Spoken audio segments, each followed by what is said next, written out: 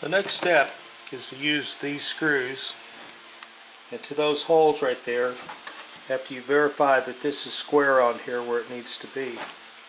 If you slide this off just a little bit, well, it can't go to the side, but it can go forward and back. So make sure you have that square and then drive them home. You use the Allen wrench for that, and that means it's going to take a little while. Get a Snickers. With these legs attached, the middle piece in place, you now set the thing upright. In my case, it's going to be turning towards me so that the vise is to the outside, because right now the vise is to the back. The next step will be to put the vise onto it, and then we'll start assembling the cabinets, or the drawers. The flashlight is just in case I needed a little light while I was working. And yeah, I forgot to mention that I was about to put this piece in before I turn it over. This piece has a stick that goes in there. I took the cap off just so I could turn it by hand a little faster. Just flip it. There's a screw on the back side of this. You can thread that by hand as soon as you thread it in. Start threading the rod in. Then you have these two columns here. See them? Level it out, get that in, put the screw in, and while you're tightening and closing this, you can thread that thing on, and then you're good. With that said, we'll move to the next step, building the drawers. Now if you look at this diagram, you have these parts that are designated as SL, side left, over here, side right, rear, and then the front piece has the two holes for the handle. And of course the board goes inside there. This is the last step to putting it together. Alright, we're ready to put the drawers together. You have side right and you have side left. When you put the, now I'm laying it out exactly as I'm going to assemble it.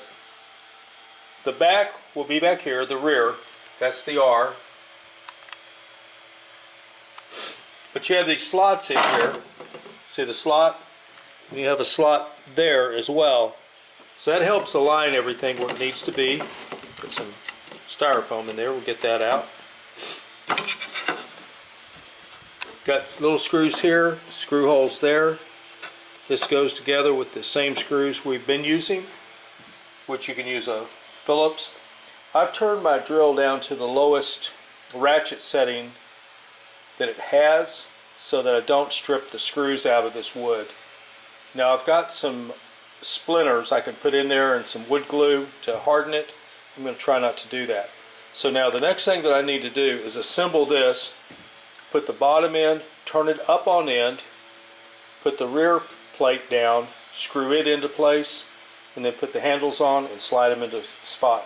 Now the instructions say to be real careful when you're doing this and to go by the instructions at the back of the book to make sure that you have all the pieces in place, which is what I've done, and I do recommend it. I just noticed that this screw right here is a little high, and I'll put that down and then I'll keep going. It's worth your time to inspect the parts, make sure everything's good. Here's another one right there. See if they're all like that. Nope. So I'll screw those pieces in and then I'll keep going.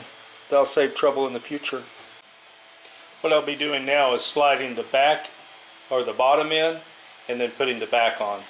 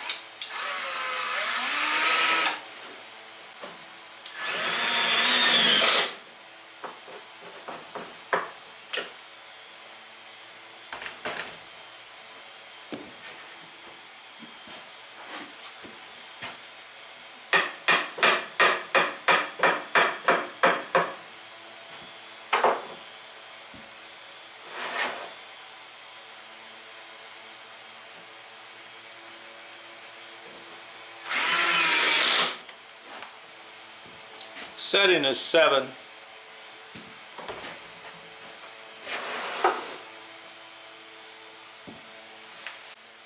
This is what it looks like. The next thing to do is to put the handle on and then slide it into the slot where it goes. As you can see, there's a gap on this left side, and I do not know why. I took the drawer out. There's some plastic clips. You just press down on them, it slides right out. And I can't tell what the deal is. It's not absolutely perfect. It's not like the picture, but it's close enough. Everything works. This one's a little stiff. Oh well. But it's in good shape. The next thing is to put the lathe on it.